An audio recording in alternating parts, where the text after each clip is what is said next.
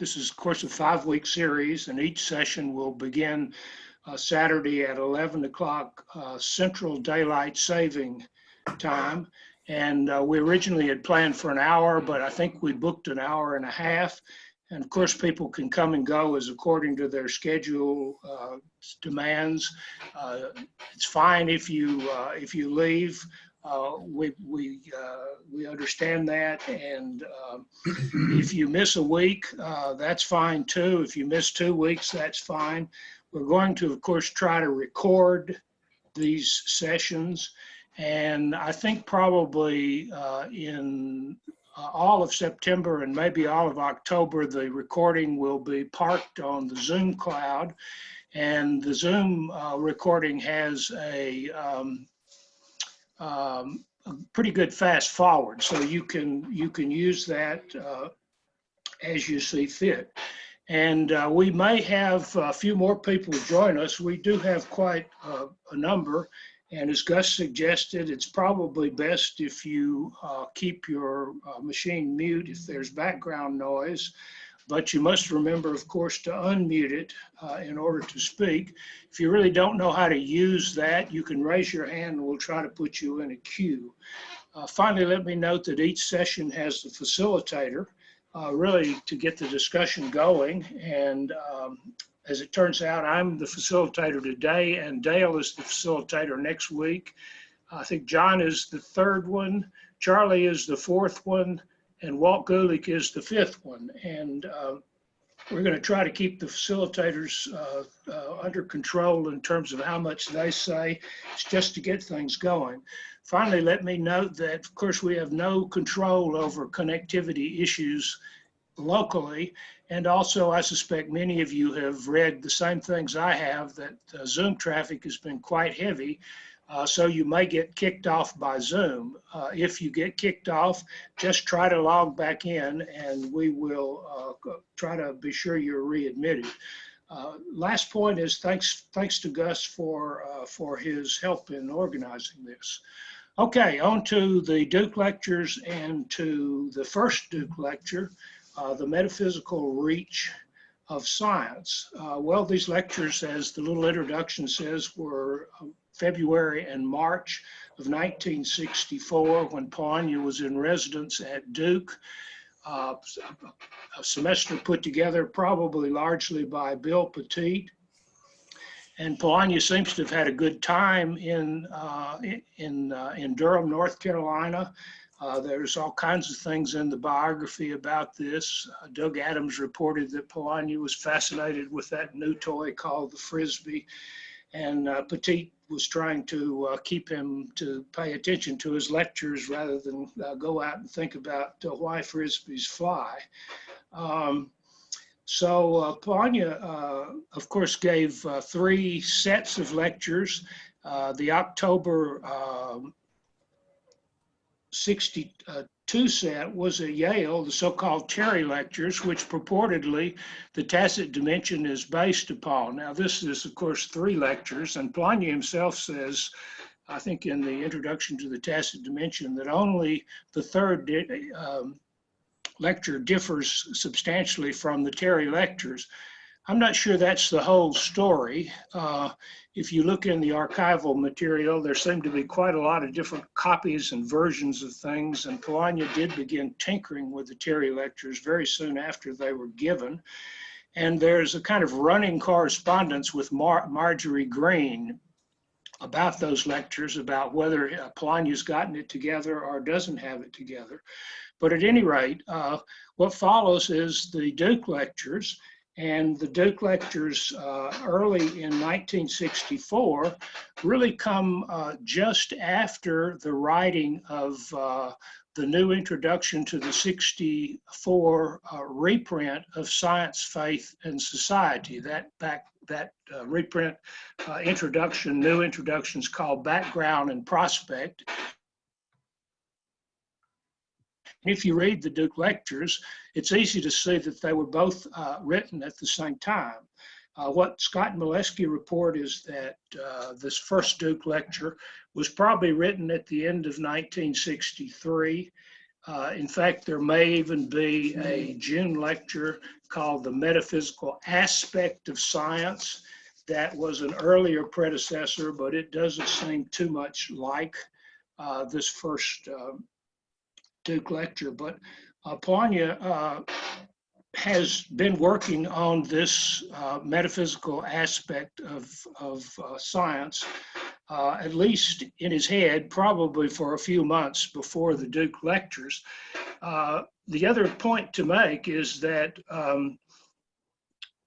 the year after the Duke lectures, Polanyi is at Wesleyan, and of course he gives a set of Wesleyan lectures that are 5 lectures like the Duke lectures. He originally intended 8 lectures, but he was ill, and the last 3 he never gave, and these apparently never got written. He gives some hints about what the last 3 might have been. But if you look at the first Wesleyan lecture, it turns out to be a recycled version of the first Duke lecture, only it's got a new title. The new title is Science and Reality. And if you remember, the very first Rydell lecture in 1946, in other words, the first chapter of Science, Faith, and Society, is also titled Science and Reality. The difference between the first Wesleyan lecture and the first Duke lecture is that there's much more historical stuff about Copernicus in the first Wesleyan lecture. And if you've looked at the Scott and Molesky account, you know that Polanyi actually published an article, I think it was in the British Journal of Philosophy of Science in 1967, and it turns out to be a recycled version of the first Wesleyan lecture. And it has even more historical stuff about Copernicus in it. So the first Duke lecture morphs still further down the road, and the new title, Science and Reality, is of course the old 1946 first Rydell lecture title. And in the published version in 1967, there's in fact a footnote which says, I first worked on this in 1946 in the first lecture of Science, Faith, and Society. And furthermore, you could read Background and Prospect, the new introduction to the 64 reprint of Science, Faith, and Society. And there's some of the same territory covered. So some of those things are at least interesting historical things. Let me also say that some of the things that happened at Duke had a bearing on what Polanyi did after his time at Duke. Among other things, he collaborated with and seemed to like a Duke psychology professor whose name is Sigmund Koch. And very soon after he left Duke, Polanyi and Marjorie Green started working with Sigmund Koch, who had moved to the Ford Foundation to head a program. And they worked with Koch and first got about a $50,000 grant that was used for a 1965 and then a 1966 conference by the so-called study groups. And then they worked a little further after that, and they got about $250,000 grant for a 5-year set of conferences by another study group. And as Polanyi got deeper into some of these kinds of projects, he seems to have moved away from some of what he was working on in the Duke lectures and the Wesleyan lectures. He probably did intend to publish not only the Terry lectures as the tacit dimension, but the Duke lectures. There was, as the introduction says, a little dispute between publishers, and Yale seems to have prevented the publication. He possibly intended to publish a book with each set of lectures, but he never really got that done. Now, let me just pose one question to get the discussion going here, and we can come back to this as things bounce around. The title of the lecture is The Metaphysical Reach of Science. And what I would like to learn more about and think more about is what in fact Polanyi means by metaphysical reach. I think I know what reach means.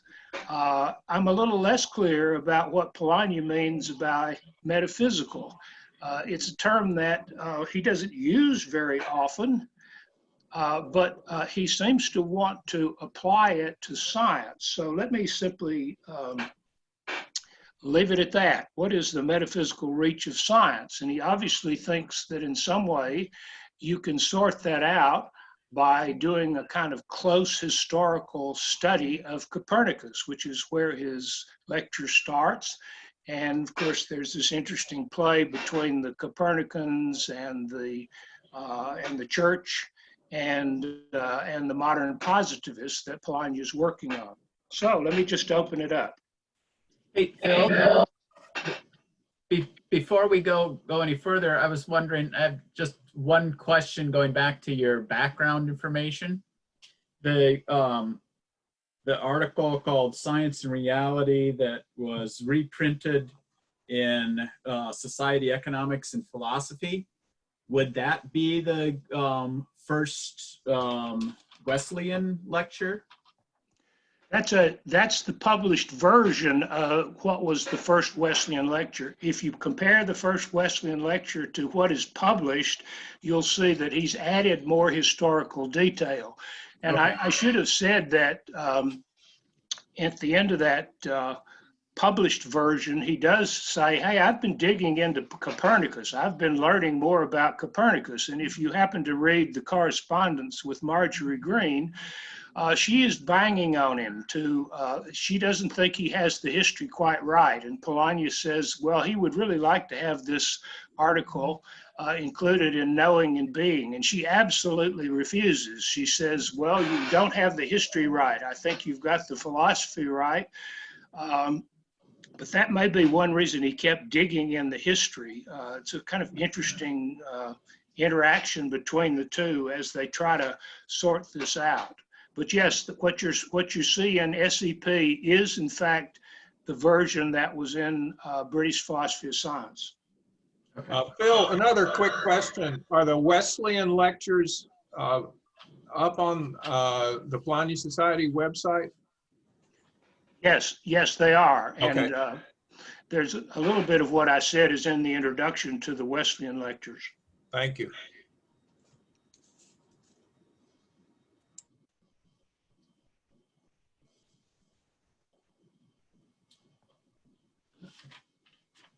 Well, I'll jump in, if it does. Right on that first page where he talks about the positivist point of view. This resonates with some stuff that I've been working on in sociology. And in sociology, it comes out to be a contrast between those who try to develop theory out of getting statistical relations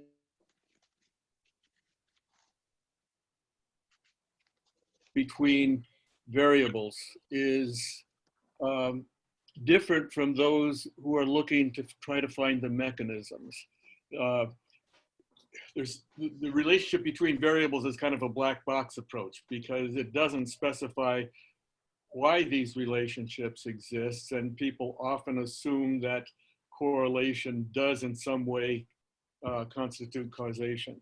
And it just seems to me that there's an analogy there between what Polanyi is saying about what Copernicus and his followers, Kepler and Newton, were thinking about as in terms of the reach of metaphysics. And I think that metaphysics is another way of talking about looking for the mechanisms that cause things as opposed to correlating variables. And this isn't to say that correlating variables isn't important, but it's kind of a heuristic kind of thing that raises further questions. What are the mechanisms by which these associations can be accounted for?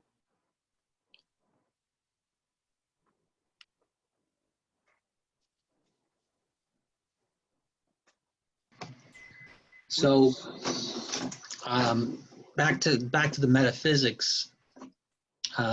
It seems like when he's talking about the positivists, he's also talking about an anti-metaphysical approach, like that Carnap took from Wittgenstein's Tractatus, that we shouldn't really go beyond the observations to some sort of big picture that that we think connects with reality and explains, gives us the mechanism, so to speak, of what's actually going on.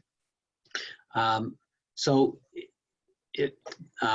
when he says metaphysics there, to me, it resonated with the idea that we can't really get at any deeper reality, and what we're just doing is saving the appearances through trying to figure out, what is this, the sun go around the earth, or the earth go around the sun, that sort of thing, just saving appearances rather than getting at something that's metaphysically real. And Polanyi, siding with Copernicus, is trying to get at something that's metaphysically real. And I like how he goes into explain his idea of what reality is at that point too, and tries to define it as something that can manifest in the future in different ways, because it's what we want to say is really there.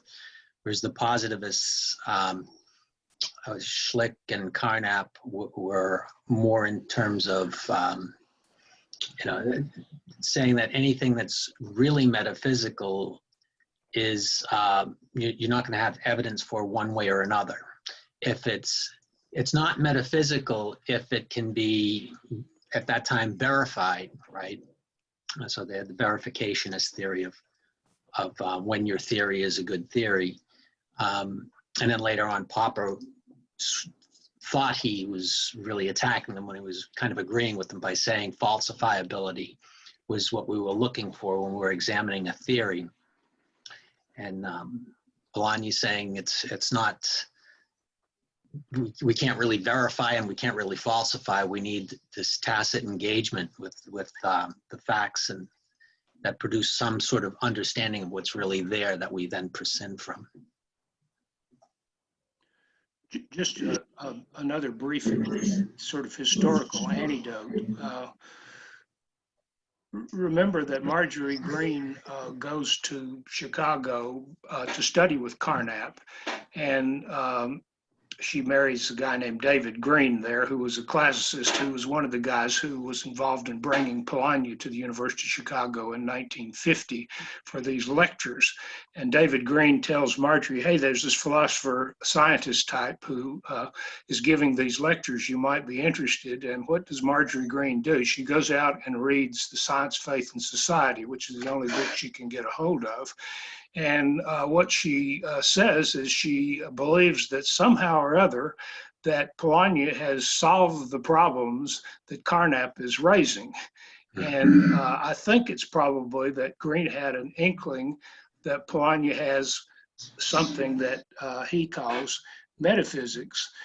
This is, of course, about 1950. The other sort of interesting little historical influence that I think is involved is at least at the time that Polanyi put together Science, Faith, and Society and wrote that first chapter called Science and Reality, which has the kind of things you were talking about in it, Charlie. Polanyi is fraternizing a great deal with a Manchester philosopher whose name is Dorothy Emmett. And they work on several different kinds of projects. And in 1945, Dorothy Emmett wrote a book called The Nature of Metaphysical Thinking. Now, Emmett is basically a Whitehead student, but I've recently gotten interested in reading some of her articles, and it appears to me that Polanyi probably has gotten a certain kind of support, at least from Emmett, who thinks that analogical thinking is the heart of metaphysics. And of course, Polanyi likes to do analogical thinking, and you find that in Science and Reality, that first chapter of the 1946 Rydell lectures. You find it in the Duke lectures. Let me just ask a simple question. Are the claims, if you take the claim, the Earth is the center of the universe and the sun and planets revolve around it, or an alternative claim that the sun is the center of the solar system and the Earth and the other planets move around it, are those metaphysical claims? Is that dispute a metaphysical dispute? I think there are a couple of different ways that people define metaphysics. A guy that works on Iris Murdoch named David Robejaunt has an article where he talks about maybe the traditional way metaphysics, at least in the 20th century, professional philosophical realm is treated, right, as these sort of unreachable, untestable, unverifiable, right, truths, kind of all of the elements that Charlie was bringing to our attention. But then there's another, he calls it an inclusive view of metaphysics, where he has a funny paragraph where he says, like, the thank you letters he should have written but didn't, his clipped toenails, his wife, all of these are metaphysical entities on the inclusive view. So I think that's a big part of the debate, Gus. And one thing that is really fascinating, Phil, about, thank you for bringing to my attention Dorothy Emmett. I'm gonna have to look into that because I've been wondering here, I don't know enough about the whole Copernican debate at the time to know precisely what, sometimes when I read summaries of what the medievalists were arguing and then it's linked to Aquinas, I sometimes think, well, I don't know Aquinas that well, but it seems that that doesn't necessarily cohere with what I understand his position to be necessarily. But one of the things that it does seem to me that's happening in Polanyi's dive into metaphysics is related to his use of Augustine as a model for a post-critical approach, and something about the kind of the Neoplatonic Aristotelian synthesis, which I think does lend itself to an inclusive metaphysics. And I think he's somehow trying to get back to that sort of a view where there's not necessarily a hard line and there's a fuzzy line that's maybe always up for discussion and debate between what would be precisely, I guess, non-metaphysical and what would be, or whether all of it would be metaphysical. Anyway, so that's very, very interesting to wrap up the reference to Emmett's emphasis, Phil, on analogical thinking, because of course that's central to that whole, I guess, earlier set of synthesized positions. But I'm sure Dale and others of you would know a lot more about it than I would. So anyway, thanks everybody. I'd like to bring a different dimension to what we're talking about already. It's not changing the subject at all, but I think that the ongoing controversy over Kant and the Kantian legacy filters through all of this.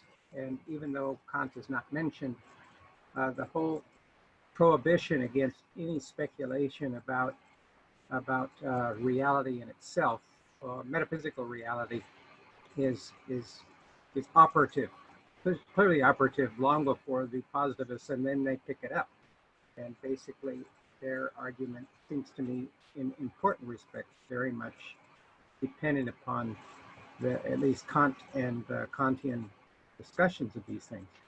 What I want to say in this connection is that I think that what Polanyi wants to do in his understanding of tacit knowing and indwelling and revising our whole understanding of the nature of knowing is that in fact opens a door whereby our knowing isn't just arrested at the level of mental representations of the world, but in fact engages the world directly, the reality.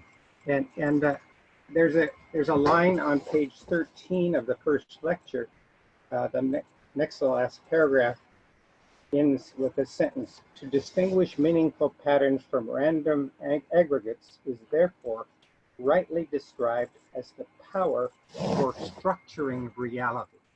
That phrase, structuring reality, recurs in these lectures, not just in this first one. And it's a puzzle because there's a certain kind of ambiguity that seems to be there that Polanyi is deliberately invoking. Ambiguity of reference between the structure of tacit knowing and the, if you will, the structure of reality. Now, that gets raised in a later, not just in these lectures, but in personal knowing and personal knowledge and other places where there's talk about a sort of parallel hierarchy in tacit knowing and with the strata of reality itself. But I think it's deeper than just that. I think this power found in tacit knowing and our personal judgment of meaningful order as opposed to randomness, there is Polanyi is trying to evoke an understanding of our tacit knowing as it penetrating through, if you will, the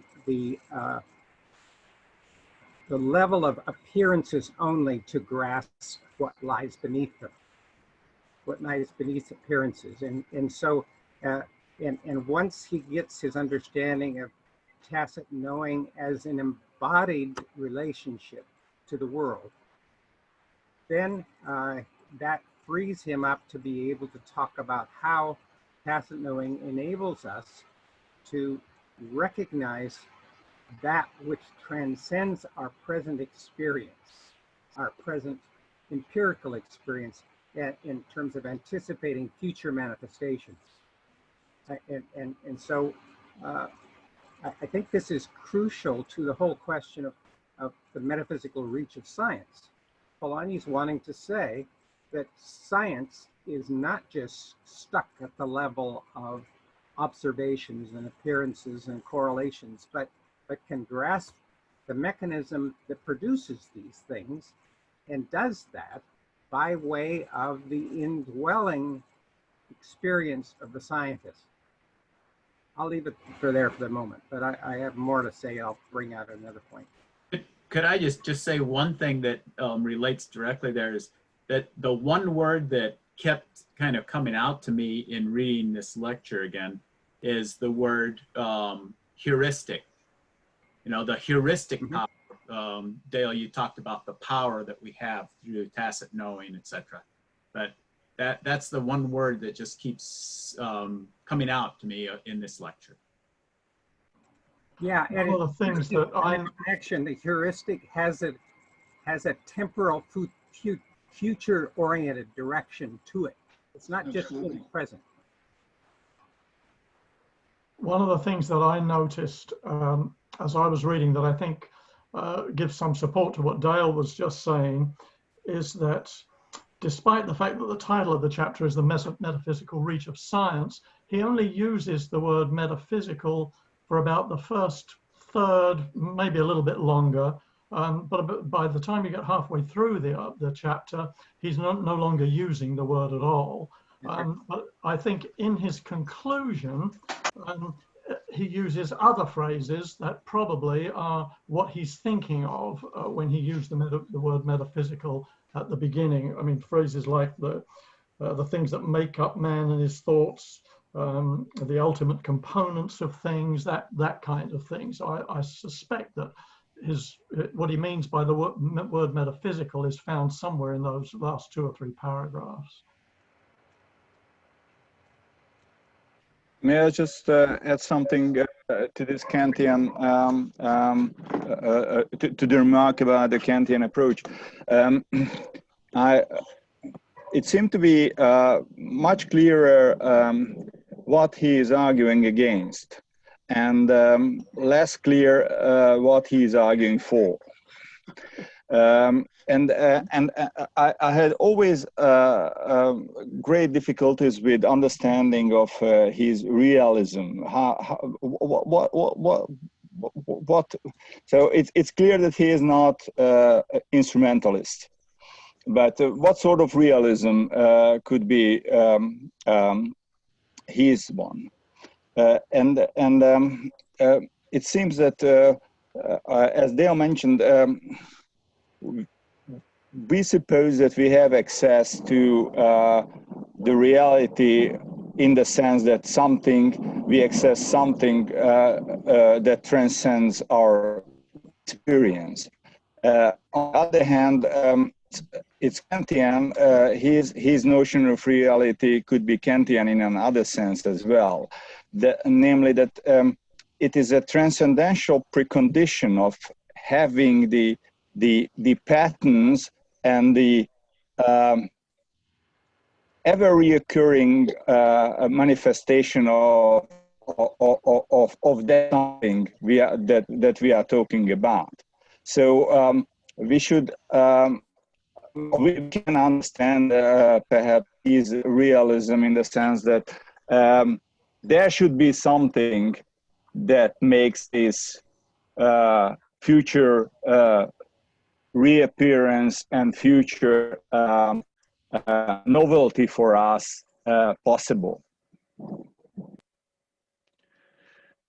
Let me, Charlie. Go ahead, Charlie. Well, back to the Kantian, I think that was a good point. But I think what the positivists wanted to do is get rid of the noumenal, and just stick with phenomena and what we could understand by looking at phenomena. So to think that there is a deeper reality, a noumenal that is manifesting through phenomena is something that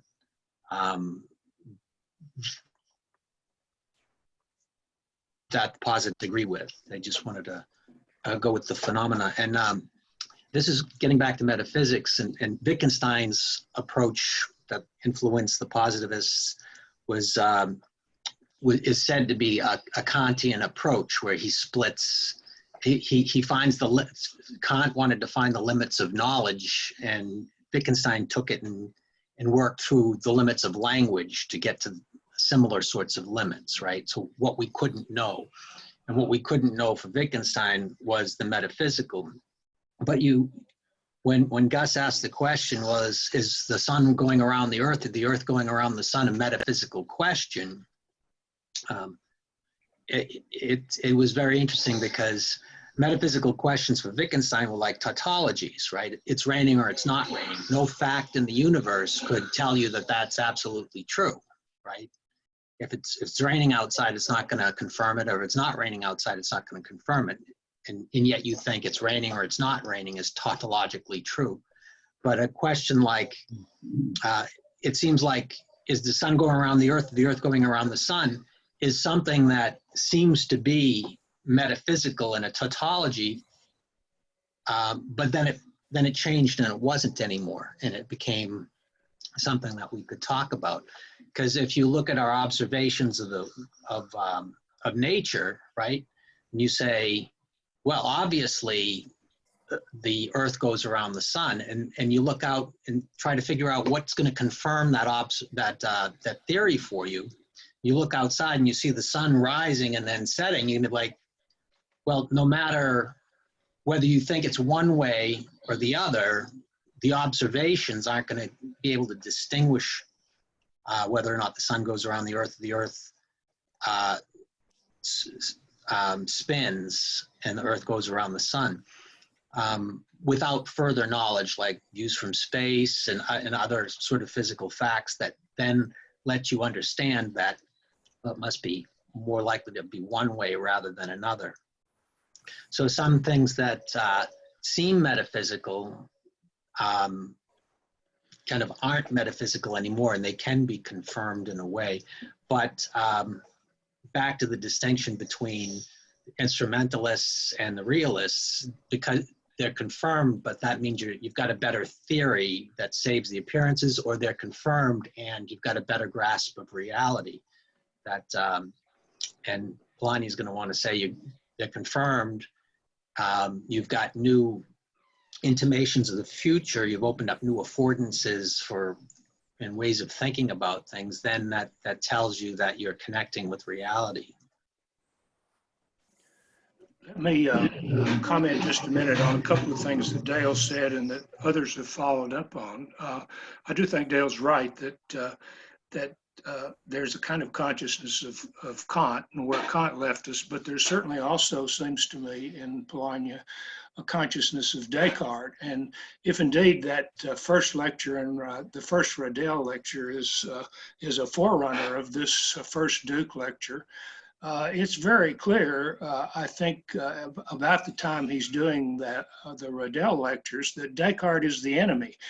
He simply does not think that you can start where Descartes starts. He turns his own little phrase, which is, I think, therefore I believe. For Polanyi, it seems to me, at least early on, there is all of this kind of emphasis on belief as what in fact informs scientists, and they have beliefs about the way they are engaging reality. And it turns out that reality is fecund. It tends to reveal itself and the problems that it sort of spins out and others dig into and understand more deeply. So it seems to me it's not only Kant, but it's this kind of split between res cogitans and res extensia that Polanyi is sort of at war with. And at first he's trying to proceed in his battle by recovering belief. And of course, belief, he gets all tangled up pretty soon with Augustine. And I believe Science, Faith, and Society is the first time he cites Augustine. And then he kind of uses Augustine ever after this. So that he just doesn't quite fit with the tradition. He understands that Ernst Mach and what they're up to, he thinks there's something fundamentally wrong with that. Probably in the earlier version of this, in Science, Faith, and Society, he did have the positivists in mind, but he also had in mind the Marxist. Remember, he has this enormous encounter with Bukharin in 1935, who tells him there's no distinction between pure and applied science. And Polanyi simply can't accept that because he thinks of pure science as theoretical. It's this kind of growing organism of ideas that scientists who have certain beliefs buy into and learn through apprenticeship how to do investigation.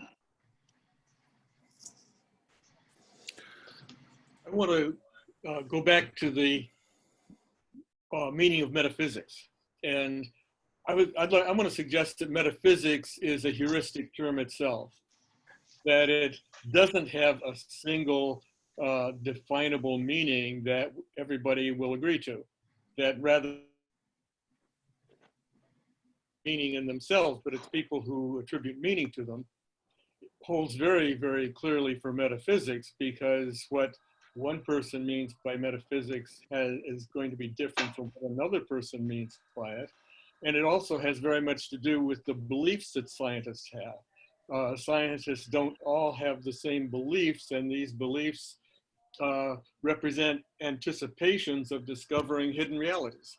And so a commitment to a discovering of a hidden reality that really is a reality is a metaphysical commitment.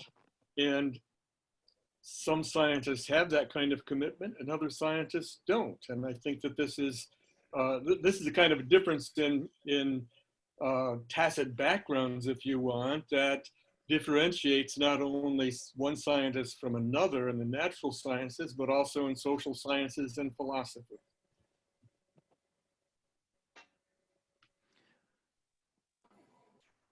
I had a thought that might be a little bit peculiar. What if the use of the term metaphysical is in the title here and in the paper is ironic? That is to say that Polanyi associates the use of the term metaphysics or metaphysical with a controversy which is itself a phantom or something that is without genuine basis. If we posit that Polanyi himself is commonsensical as a scientist, and that clearly we're learning about the world as it exists when we do science, and then he runs into people who are denying that there is a real world out there to know, it strikes me that perhaps he is using the term as part of a strategy to mock the opposition. Do you follow what I'm saying? That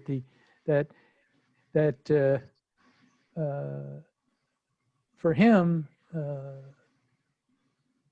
much in the way we find in Wittgenstein, I think, the later Wittgenstein at least, that the controversy is predicated upon an error, a misunderstanding, and so when he titles his lecture "The Metaphysical Reach of Science,"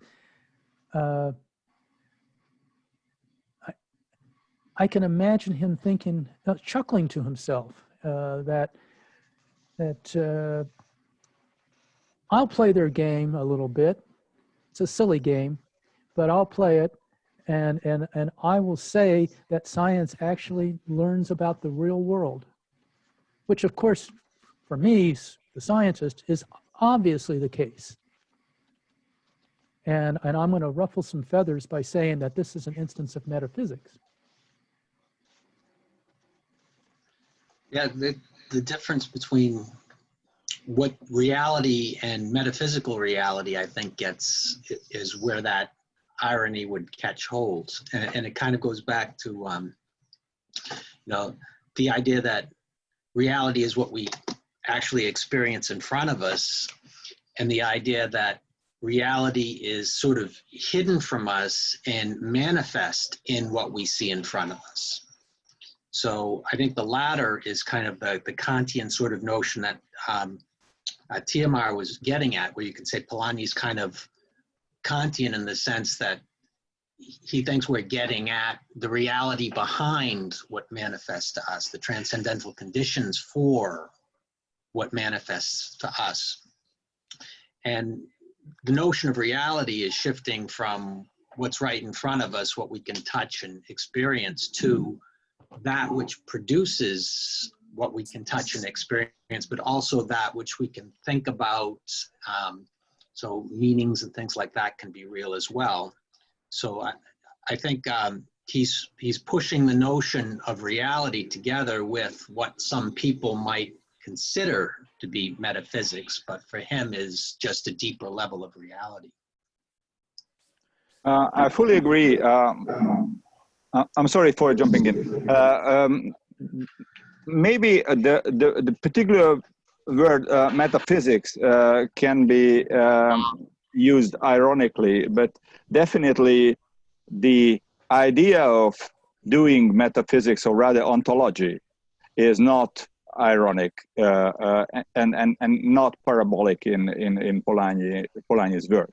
So he takes it very seriously to talk about reality and doing at least philosophical ontology. And on the other hand, he is definitely not a naive realist in the sense some scientists may be. He is a philosophical realist in some sense. So definitely, if we are looking for the meaning of metaphysics or the meaning of reality, we should find a philosophical meaning and a philosophical interpretation for this word. I think he's a participative realist, and that means he doesn't start with Descartes, nor does he start with Kant. But I'd like to draw your attention to the end of the first Duke lecture, because what's going on there is he sort of acknowledges that the state of things in 1964, he thought that most people subscribed to what he and Green at one point call a one-level ontology. And Polanyi is just not happy with that. He wants to recover something like a hierarchical vision, which he recognizes was very much a part of the medieval period, but that somehow began to go down the drain when we got into the modern turn. And this new hierarchical vision requires something like the theory of tacit knowing, which is quite different than anything else that he thinks is around. And it also requires something like respecting and understanding what he calls in these lectures the ontological aspect of tacit knowing. And it requires these ideas about dual control in comprehensive entities. And it's only when you put all of that together that I think that you get something like Polanyi's mature view, so-called post-critical perspective. And that is one that he thinks is there and likely could allow people, and I'm quoting him now, to become at home again in the universe. If you notice, he ends this lecture on that note. How do we become again at home in the universe? He puts that at the end of the 5th lecture. When you begin to look for this phrase, you find it turns out he's using it all over. And the key to that is recovering in some way a kind of hierarchical account of things that one can in good conscience hold to. I think One of that Go ahead. especially to participative knowing is really helpful in this connection. That directly links to this phrase, the structuring of reality. For Polanyi, you can't refer to reality without the participation of, at least particularly in personal knowledge, you can't refer to reality itself apart from participating in it in a committal sort of way. So to speculate about reality apart from any relationship to it is fruitless, pointless for Polanyi. But that doesn't mean that the reality isn't itself independent from us. But to arrive at an understanding of reality as independent from us requires itself a certain kind of participation, which he's seeking to uncover and thinks he has uncovered. And in that sense, I really do feel that in important respects, though he's aware of Kant, he's not a Kantian in this regard. He's coming up with, he believes he's coming up with a way beyond the impasse that Kant leaves us with. And in important respects, he wants to say that the scientist is dealing with reality itself, but not just the scientist. In other respects, people outside of science are too, once you understand his understanding or develop an understanding of tacit knowing in the fullness of his mature understanding of it. That's it for now. Could I jump in for a second? Just to follow up some of the points Dale's been making. I think they're, and other, can you hear me okay? Yeah. Okay. There is a Kantian background to this whole discussion and to Polanyi's writing about it. He's not a Kantian, I don't think, and he's not explicitly resisting it, but he's aware of it as a background framework. That, you know, these giants come along like Descartes and Kant, and you know they create an implicit background to thinking for centuries, and they can be wrong about certain things too. And sometimes it's very hard to break through to find what's right. If, you know, somebody of the stature of Kant has said there's a prohibition about going, again, you know, finding anything beyond appearances.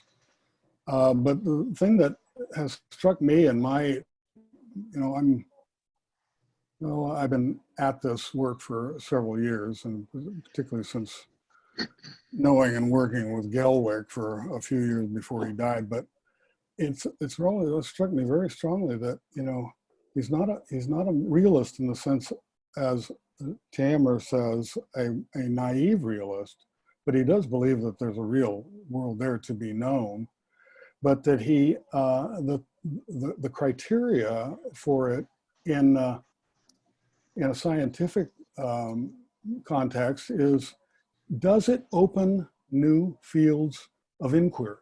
Does a particular scientific discovery, like a heliocentric system that we know today, it's so common today, and kind of paradoxically to this discussion anyway, Kant uses that as an analogy for what he's doing. He's reversing the order of the knowing process, so that we have to start with with the subject rather than the object. And in any case, I think Polanyi's emphasis on the opening of inexhaustible possibilities for inquiry and discovery is a basic criterion of what's real. If a new discovery is authentic, it's going to open new possibilities. And in terms of his epistemology, that means, from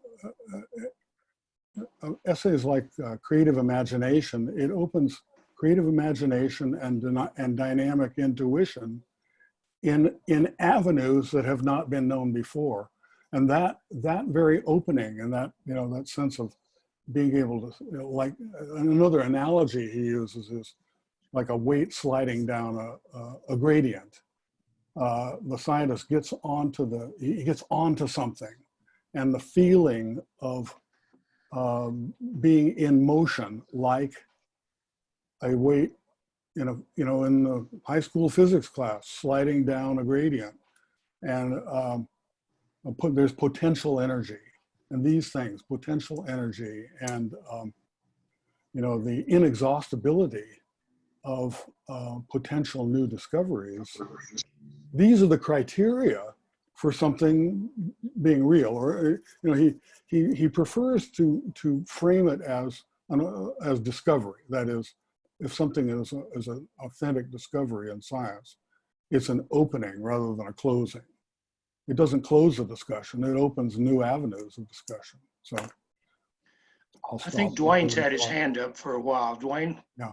Well, the first question is maybe more like in your introduction. So it's like, there is a part in this lecture where he had diagrams. Are those somewhere in the notes anywhere? They aren't here in what you have online. This is just a little bug that I have. This isn't my question.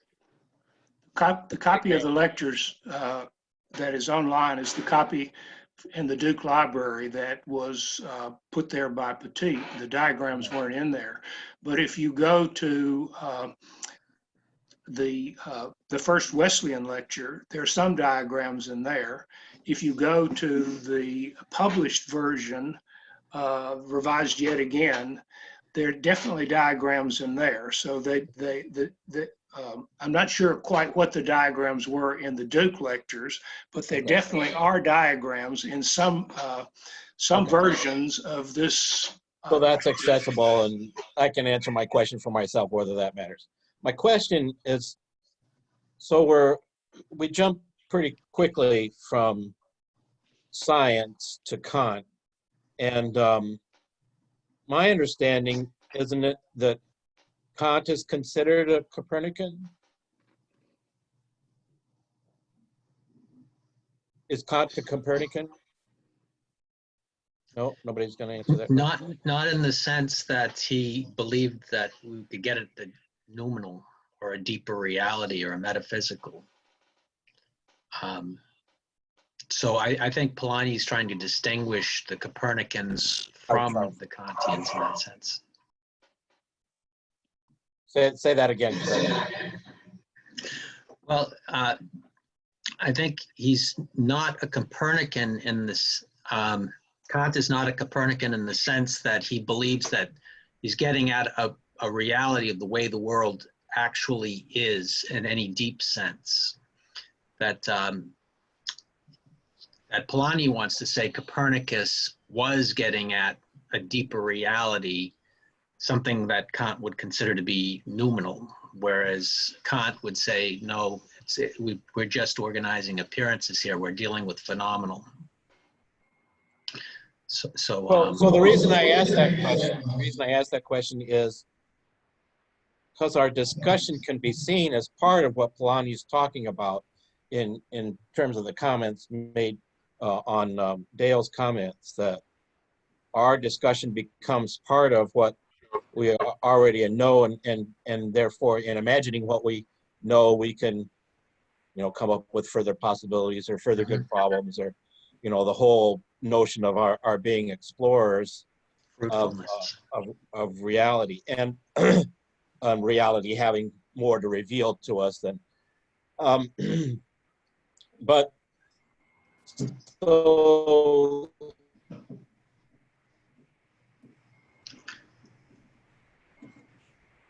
to me, that was the question about purpose, not only this, but as what he's against, or, even though we can't say what he's saying, we can say what he's not saying. Something about Polanyi's awareness of what's being lost here in the positivist attack on the reality of theory and science.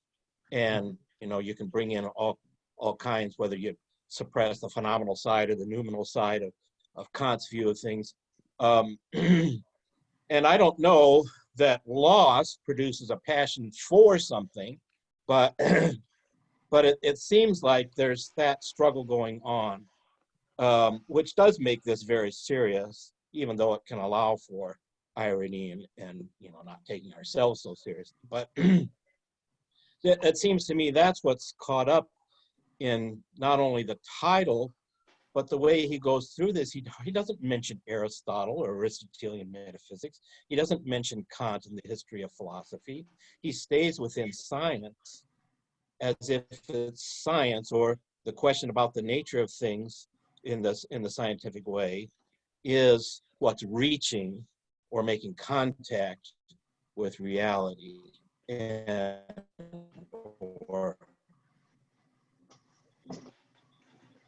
I think that's a good point, that in a certain sense, he doesn't drift off into philosophy. Science is reaching. We're missing a lot if we just accept this philosophy of science that is coming to us from the positivist viewpoint. I don't know who I'm asking this question to. I'm just throwing it out. Margate had a question or answer. Yeah, I just would like to add that probably Kant is not a Copernican, but Polanyi cannot be either, because at least in the debate between Osiander and Copernicus, it was about whether the Copernicus description of the motion of the Earth is true or not. So is it a true description of the world, or not a true description, but merely a calculated device? And in this sense, I don't think Polanyi could maintain that it is a true description. So it's, as Stan said, the criteria of reality is not that it is described correctly, but rather its future manifestations. I think that's correct. I should point out to people that TMR actually has a background in physics. So we do have somebody here who's studied that sort of stuff. But it seems to me that Polanyi does stick with science. And he wants to, in a certain sense, affirm Copernicus, and he wants to tie the notion of true to Copernicus. But he recognizes, of course, that Copernicus, like Kepler, is what he calls Pythagorean, okay? And he thinks that there's a whole lot of things, particularly Copernicus, Kepler said that, oh, we just dismiss, but that these figures held things open for Newton. That's the way he puts it in this lecture, you know. And he also seems to suggest, and in this lecture, but also in other places, especially, for example, even in the appendix to Science, Faith, and Society in 1946, he says, well, we got over Pythagoreanism in science, but what did we replace it with? Well, we replaced it with Galileo and a kind of mechanistic view. And then he goes on to say, well, now we think about things in even a different way. Sometimes he talks about field theory as somehow modifying a mechanistic view. In this particular lecture, though, he focuses on Einstein, doesn't he? Why does he do that? Because he thinks that Einstein was, in a certain sense, cued to what he was doing by Mach. However, he doesn't, what he really wants to argue here is that there's a certain sense in which Einstein's notion of beauty and of reality is all tied up with mathematics in a way that things weren't before. So what's going on is this notion of reality is rich and fecund, but reality, or the way we perceive reality and think about reality, seems to change.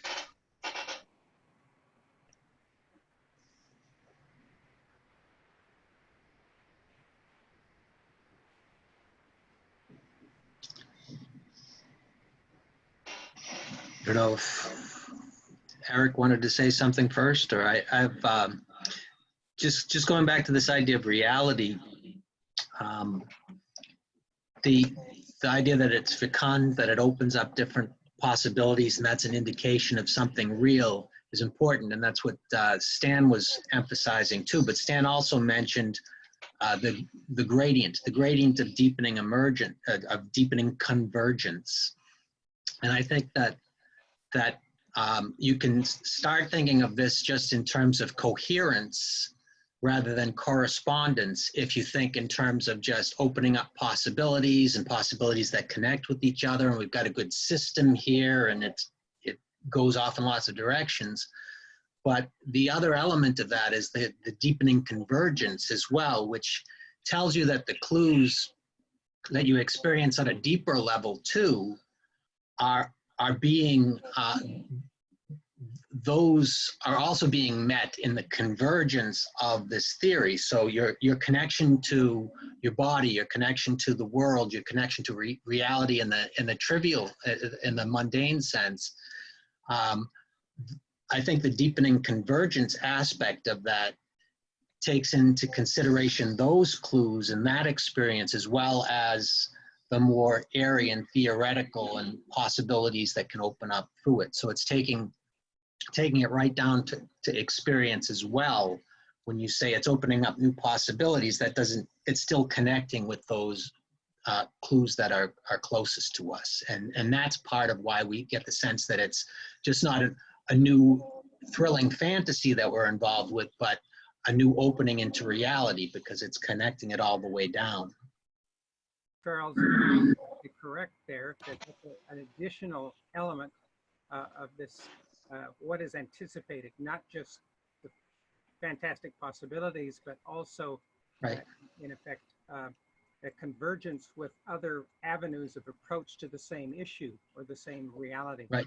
And those anticipations are going to connect with something that you'll recognize as part of your experience and verified by other experiences that you have. Yeah, just to amplify that just a little bit, I think this connects importantly with Polanyi's understanding and articulation again and again of affirming with something with universal intent. It doesn't arrive immediately at the universal, but it appeals to that convergence taking place. It's anticipating that convergence of other competent knowers studying the same thing, or scientists studying the same thing. So that's an important dimension of the reality Polanyi's trying to articulate and grab hold of. It's a reality that's between us, between competent inquirers into the same matter. One of the things that I'm committed One to little, is that I sorry, think that each of the people whose appearances we're seeing on these screens are real. In other words, I don't think that this is a conversation between appearances, but a conversation between real people. And there's a hidden dimension to each of these persons, because one of the things that I expect people to do when they speak is to speak out of their different tacit backgrounds, which I don't have access to, but nevertheless, which I believe is manifested in the kinds of things that they say and do. You know, these are realities. You are not just appearances. one little interesting wrinkle, if you go back and read that new introduction to the reprint of Science, Faith, and Society, Polanyi notes in there that in Science, Faith, and Reality, he spoke quite a bit about what he called a spiritual reality. And he says he no longer would use that language. If you begin to look in the 40s at his stuff, you find he uses spiritual reality quite a bit. Certainly he used it in his Riddell lectures, but he doesn't use that terminology in the first Duke lecture.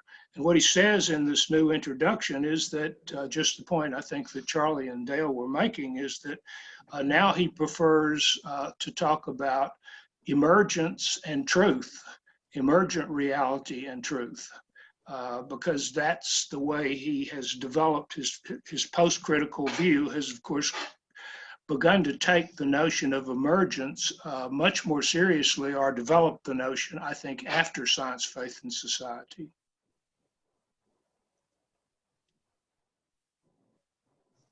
Just a quick question. Thanks everybody for a great conversation. Well, I've taken some really good notes already. What is the role that maybe Gerald Holton plays during this time with Polanyi and influencing some of these discussions he's having with regards to Copernicus and all this kind of stuff? I don't know if anybody has any opinions about that or thoughts.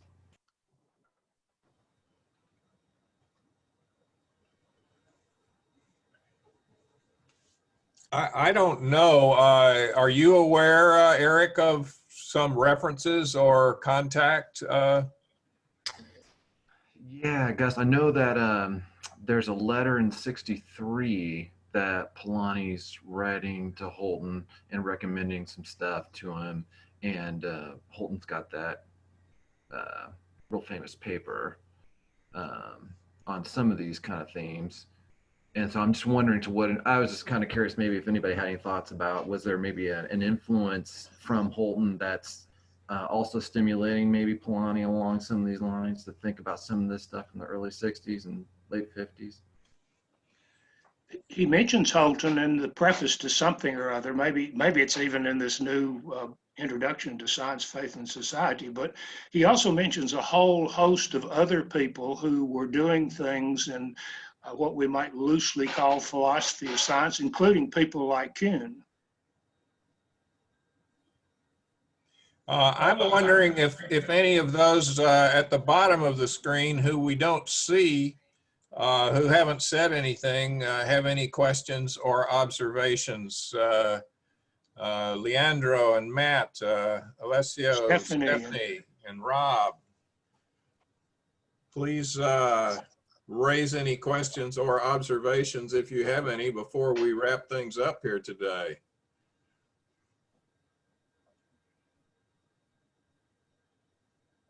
I don't have any questions. Very interesting conversation so far. So I got a lot of interesting hints so far, and I will follow as well if you continue.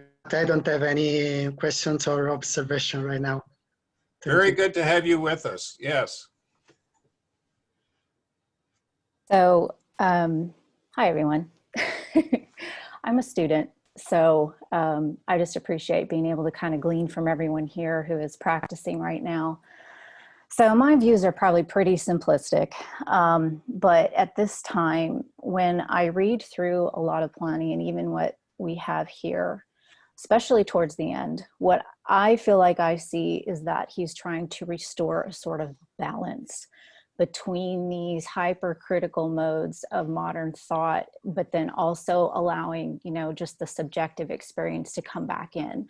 And so ultimately what I got from this paper is he's trying to help us identify what a good problem looks like, and then what do we do with that, and how do we trust ourselves to continue onward so that we can enter that mode of discovery and honestly trust ourselves through the process.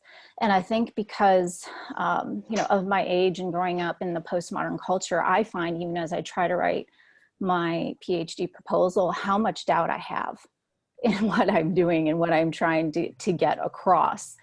And so right now, you know, with this very first paper, I just see, again, towards the end, it looks like he's trying to restore that balance between objectivity and subjectivity.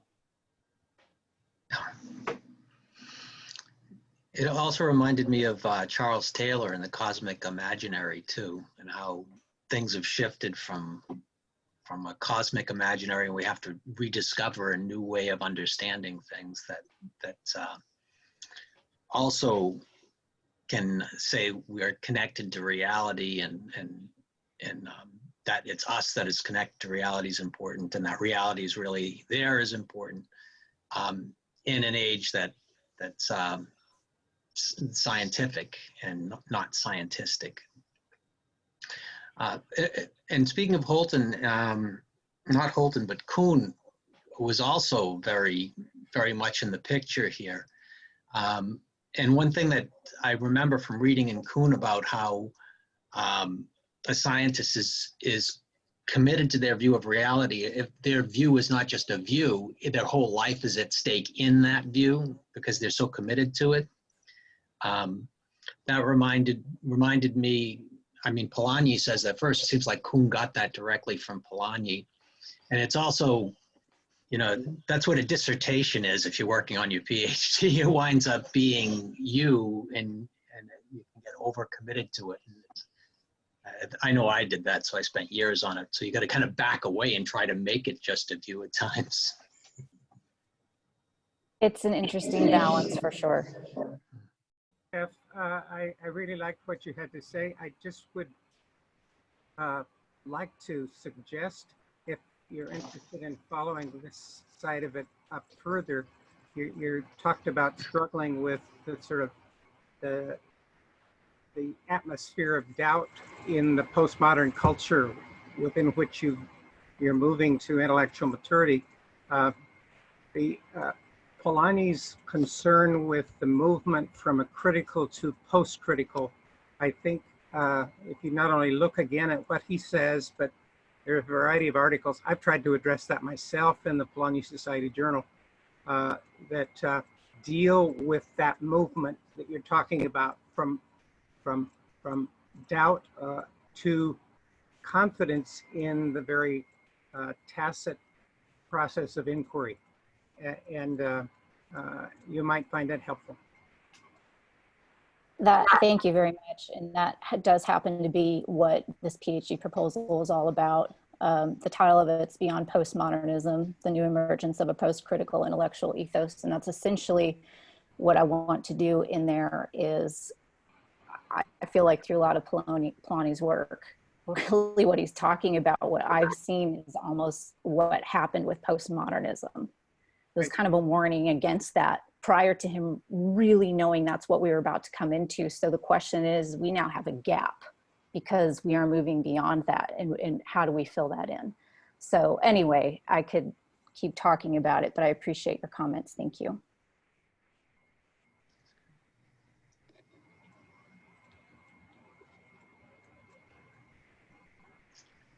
It seems like postmodernism is a reaction against the analytic philosophy.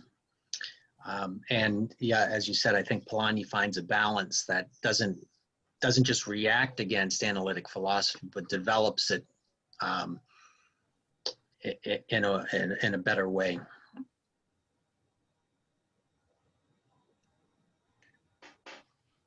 Well, I think we've about done it, haven't we, Gus? Anybody you see? So.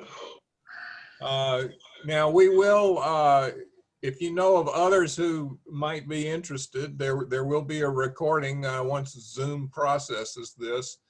And I guess, Phil, what I'll do is just resend that link once it's up to everyone, whether they were here today or not. I don't think I can sort through. And we'll do it again next Saturday at 11 with the second lecture. Dale's already working on it. So Thanks a lot, Gus. Thanks a lot, Gus and Phil, for Yeah, thank you. organizing. It's really great. Great to see you all. Good to be with you. Yes. Yeah, Thank thanks you. everybody. Take Thank care. you. Bye.